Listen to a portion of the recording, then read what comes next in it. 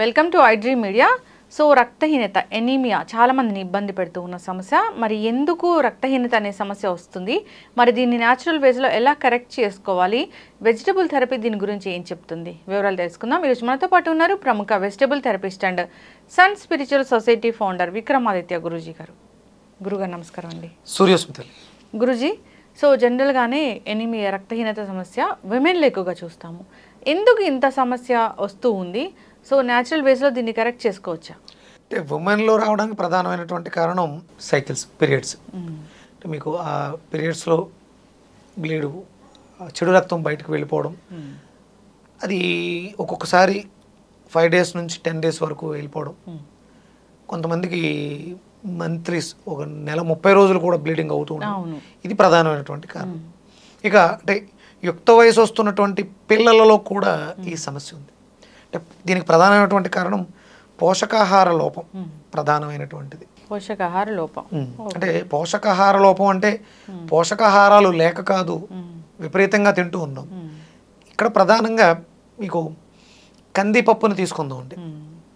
కందిపప్పు మొక్క మొదలెట్టిన తర్వాత సుమారు 6 నుంచి 7 నెలలు పడుతుంది కంది ఎదిగి మన చేతికి కంది పంట రావడానికి. అది అంటే ఎంత ఎక్కువ భూమిలో ఉంటుందో అంత ఎక్కువ పోషకాలని పీల్చుకొని కంది గింజలోకి తీసుకొస్తుంది. అందుకని కందిపప్పులో మీకు ప్రోటీన్ హై ఉంటుంది. పప్పులన్నిట్లోనూ, కందిపప్పులోను మినపప్పులోను మీకు ప్రోటీన్ హై ఉంటుంది. దీనికి కారణం ఏంటంటే అది తీసుకునేటువంటి లైఫ్. ఇప్పుడు అలాగే మనకి ప్రోటీన్ బాగుండేటువంటివి కోళ్ళు తీసుకుందాం, బాయిలర్ కోళ్ళు. ఇది వరకు అంటే ఒక మీరు నాటుకోడి, దేశవాళీ కోడి, అది ఎదిగి గుడ్లు పెట్టడానికి తీసుకునే సమయం సంవత్సరాలు, 1 సంవత్సరం పడుతుంది అది గుడ్లు పెట్టే స్థితికి రావాలండి. ఇప్పుడున్నటువంటి పరిస్థితుల్లో మీకు 45 రోజుల్లో ఒక కోడి కటింగ్కి వచ్చేస్తుంది. అంటే 3-4 నెలలు ఎక్కడ, 45 రోజులు ఎక్కడ? అంటే అది పోషకాహార లోపంతో అది పెరిగింది. మనం తీసుకోవలసినటువంటి పోషకాహారానికే పోషకాల లోపం ఉంది. మనం తీసుకున్న పోషకాహారమే పోషకాహార లోపంతో ఉంది. దానివల్ల మనం దాన్ని తీసుకోవడం వల్ల మనకు వచ్చిన లాభం ఉంది. అవును, హార్మోన్ ఇంబ్యాలెన్స్ తప్పితే. ఇప్పుడు భూమిలో 18 మైక్రోన్యూట్రిషన్స్ ఉండాలమ్మా. ఆ 18 మైక్రోన్యూట్రిషన్స్ మనం లోపలికి వెళ్ళి మన శరీరంలో ఉన్నటువంటి మైక్రోన్యూట్రిషన్స్తో కలిసి మనకి కావలసినటువంటి రక్తాన్ని తయారు చేయాలి. ఎముకలు బాగుంటే, కాల్షియం బాగుంటే, విటమిన్ డి బాగుంటే లోపల మధ్యలో ఐరన్ ప్రొడ్యూస్ అవుతుంది. ఎముకలే సరిగా లేవు, విటమిన్ డి లేదు, కాల్షియం డెఫిషియన్సీ. మన బాడీ మీరు బయట నుంచి చాలా రకాల మెడిసిన్స్ ఇస్తారు, ఐరన్ సప్లిమెంట్స్, ఐరన్ ట్యాబ్లెట్లని, ఫోలిక్ యాసిడ్ ట్యాబ్లెట్లని, ఓరోఫర్ ఇంజక్షన్లని ఇలా ఇస్తున్నారు. ఇవన్నీ కూడా ఏమైపోతున్నాయి? మరి పెరగాలి కదా. అంటే ఎక్కడో మనం తీసుకుంటున్నటువంటి పదార్థాల్లో ముందు ఫస్ట్ లోపం మనలో ఉంది. దాన్ని మనం గుర్తించలేకపోతున్నాం, తీసుకోలేకపోతున్నాం. అంటే ప్రతిదీ మనం పాడు చేసుకుంటూ వెళ్ళిపోతున్నాం. మనకి ఏం దొరుకుతాయి?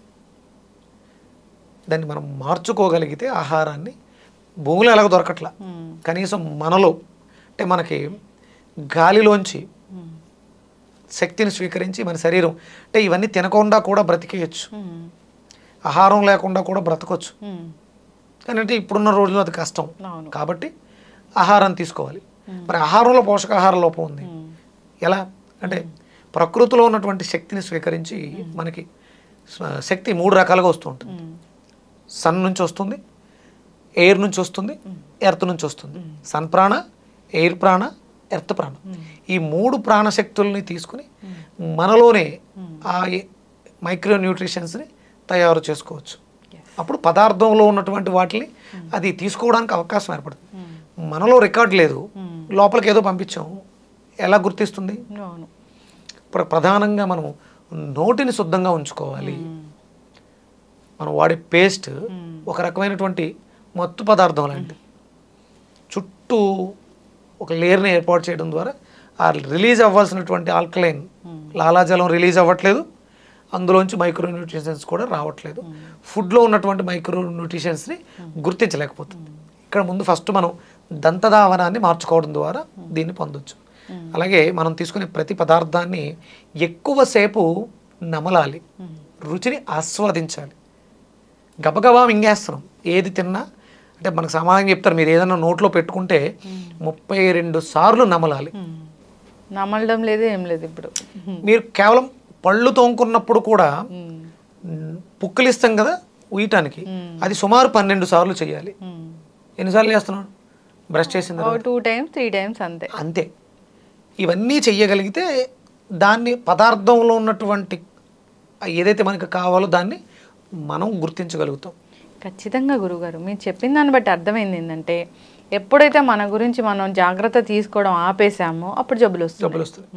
అందుకని ముందు ఫస్ట్ ఇక్కడ మనం ఎనిమిక్లోంచి బయటపడాలి అంటే మనం ప్రతి పదార్థాన్ని ఆస్వాదించాలి, ఎక్కువసేపు నమలాలి. ఇందులో ప్రధానంగా భోజనాలు చేసే సమయంలో, టిఫిన్లు చేసే సమయంలో మన ఎదురుగుండా ఉన్నటువంటి ఒక స్క్రీన్ మనల్ని నమలనివ్వట్లేదు. ఏంటది? టీవీ. తినేటప్పుడు టీవీ చూడొద్దు, తినేటప్పుడు సెల్ ఫోన్ చూడొద్దు. తినడం కోసమే కదా ఇంత శ్రమ పడుతున్నాం. ఆ తిండిని ఆస్వాదించలేకుండా ఫోన్లు మాట్లాడుతాను, పక్క వాళ్ళతో మాట్లాడుతాను, టీవీ చూస్తాను. ఎందుకు? ఇవన్నీ పక్కన పెట్టి అన్నం పరబ్రహ్మ స్వరూపంగా ఎవరైతే తృప్తిగా నమిలి భోజనం చేస్తారో వాళ్ళకి ఏ అనారోగ్యమూ రాదు. ప్రధానంగా మనకు వచ్చే ప్రతి అనారోగ్య సమస్యకి quality of blood, quantity of blood, purity of blood, రక్తం శుద్ధిగా లేకపోవడం, సరిపడగా లేకపోవడం, దానికి ఉండాల్సినటువంటి విటమిన్స్, మినరల్స్ లేకపోవడం, ఇది ప్రధానమైనటువంటి. ఇది రావాలంటే మీరు ఆహారాన్ని నోటిలోనే, లోపలికి వెళ్ళిన తర్వాత డస్ట్బిన్ అది ఏమీ పనిచేయదు, బాగా నమలాలి, నమిలి తినాలి. మీరు చిన్నపిల్లల్ని ఎప్పుడన్నా గమనించారో లేదో, ఒక ముద్ద పెడితే వాళ్ళు బొగ్గను పెట్టుకుంటారు, తినరు. మీరు కొడతారు, త్వరగా తిను, మింగు అని. వాడికి తెలుసు అన్నం ఎలా తినాలి. ఎదిగే కొద్దీ మనం పెట్టే కంగారుతో వాడు దాన్ని మర్చిపోతున్నాడు. నోట్లోనే ఎక్కువసేపు దాన్ని బాగా మెత్తగా జీర్ణం అయిపోయేలా నవలాలి. అప్పుడు అందులోని ఎంజైమ్స్ అన్నింటినీ నోరే తీసుకుని ఆ ఆర్గాన్స్కి పంపిస్తూ ఉంటుంది, అవి యాక్టివ్ చేస్తూ. ఆ రోజు మళ్ళీ రాగలిగిన రోజు ఏదీ సమస్య కాదు. ఇక మీకు బాడీలో ఐరన్ పెరగాలి, హెమోగ్లోబిన్ పెరగాలి. ఇనప వస్తువులు ఎప్పుడన్నా విన్నారా? ఐరన్ బాండీలు విన్నారా? విన్నాము. పూర్వం మన ఇళ్లలో అన్ని మ్యాక్సిమం ఐరన్కి సంబంధించినవి ఎక్కువ ఉండేవి. ఇనప మూకళ్ళు, అంటే వాటిల్లో పదార్థాలు వండుకోవడం ద్వారా దానికి ఐరన్ యాడ్ అవుతూ ఉంటుంది. అలాగే మనకి నువ్వుల నూనెలో కూడా ఐరన్ ఉంటుంది. ఈ పాత్రలో ఉండడం ఇంకొంచెం యాడ్ అవుతూ ఉంటుంది. అంటే ఏ పాత్రలో వాడతామో ఆ పాత్ర యొక్క గుణం కూడా దాంట్లో ప్రవేశిస్తుంది. అంతే కదా గురువు గారు, అల్యూమినియం వాడుతున్నారు, క్యాన్సర్ వస్తున్నారు. రాగి బిందులో నీళ్లు వేసుకున్నప్పుడు అందులో ఆ కాపర్ కూడా యాడ్ అయ్యి మనకు ఆరోగ్యాన్ని చేకూరుస్తుంది. కొన్ని పదార్థాలు అంటే పాలు లాంటి పదార్థాలని ఐరన్ వాటిలో కాయటి తోడు పెట్టుకోవడం ద్వారా కూడా మన బాడీలో ఐరన్ పెరుగుతుంది. ఐరన్ బాండీలో పాలు కాగబెట్టి పాలు తోడు పెట్టుకోవాలి. కాల్షియము ఐరన్ రెండు వెళ్తుంది. వీలైతే ఐరన్ డెఫిషియన్సీ ఉన్నవాళ్ళు మంచి ఇనప మూకుల్లో నీళ్లు మరగబెట్టుకుని ఆ నీళ్ళతో గ్రీన్ టీ కానీ ఆ నీళ్ళని నిమ్మకాయ పిండుకొని కానీ తాగితే మీకు ఐరన్ వస్తుంది. బాడీలో ఐరన్ అంటే అవసరం, డెఫిషియన్సీ ఉంది కాబట్టి ఐరన్ ఎక్కువ వాడటం అవి చేయాలి. చూడండి, మీకు ఫిట్స్ వస్తాయి, మనకి ఫిట్స్, మూర్ఛవ్యాధి, అప్పుడు ఐరన్ చేతిలో పెడతారు. అంటే డెఫిషియన్సీ ఏంటి వాళ్ళకి? అంటే ముట్టుకుంటేనే ఎనర్జీ లోపలికి వెళ్తుంది అన్నప్పుడు ఆ పాత్రలో పదార్థాలని వండుకొని భుజిస్తే, అంటే మీరు కూరలు అవి వండకూడదు, రంగులు మారిపోతాయి, నలుపు అయిపోతుంది. మీరు ఐరన్ ట్యాబ్లెట్ కూడా నల్లగానే ఉంటుంది. ఐరన్ ట్యాబ్లెట్ వేసుకున్నప్పుడు మనకి ఎలిమినేషన్ మలం కూడా నల్లగా వస్తుంది. కూరలు వండితే నల్లగా అయిపోతే ఆ స్మెల్ కూడా మనం ఆస్వాదించలేము, భరించలేము.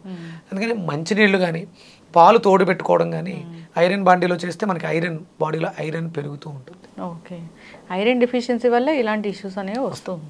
ఎస్, ఖచ్చితంగా గురువుగారు చాలా చక్కగా చెప్పారండి. నిజంగానే మన జీవన విధానం ఎప్పుడైతే మారిపోయిందో, ఆధునికంగా వచ్చేసాము, అల్యూమినియం పాత్రలు వాడడం ఇలాంటివి చేసాము, సో ఐరన్ ఎప్పుడో అసలు పక్కన పెట్టేసాము. దానివల్ల ఇలాంటి ఇష్యూస్ వస్తూ ఉన్నాయి. జాగ్రత్తలు తీసుకోవాలని కోరుకున్నాం. మరి వెజిటబుల్ థెరపీలో ఏముంది దీనికోసము? ఎలాంటి వెజిటబుల్ తీసుకోవాలి? మనకి ఐరన్ పెరగడానికి ఇందులో మనం వెజిటేబుల్ థెరపీతో బి కాంప్లెక్స్కి సంబంధించి మునక్కాడ విరివిగా వాడుకోవడం ద్వారా బి కాంప్లెక్స్ ఫ్యామిలీ మొత్తం వస్తుంది, దాంట్లో వాడుకోవాలి. అలాగే విటమిన్ డి కూడా అవసరం, దానికి మనం ఎండు కొబ్బరిని తీసుకోవటం చాలా మంచిది. ఎండు కొబ్బరి ఒకటి, ఎండు కొబ్బరి, నువ్వులు ఇవి రెగ్యులర్గా తీసుకోవటం. ఎండు కొబ్బరి, నువ్వులు, ఖర్జూరం కలిపి ఉండల్లా చేసుకుని తినడం. అలాగే మునక్కాడని విరివిగా వాడటం, అలాగే మునగాకు కూడా చాలా మంచిది. మునగాకు కారపొడి ఇలా చేసుకోవడం కూడా మంచిది. ఖచ్చితంగా గురూజీ. సో వెజిటబుల్ థెరపీలో దీనికి చక్కటి పరిష్కారమే ఉంది. కోకోనట్ని విరివిగా తీసుకోవాలి, కొబ్బరిని తీసుకోవాలి, ఎండు కొబ్బరిని. సో అంతేకాకుండా ఈ మనం ఏదైతే యూస్ చేస్తామో పాత్రలు వాటిని కూడా మార్చాలి. సో అల్యూమినియం అసలు వాడకూడదు. సో ఈ జాగ్రత్తలు తీసుకోవాలని కోరుకుందాం గురుగారు. ధన్యవాదాలు. సూర్యస్మృతులు.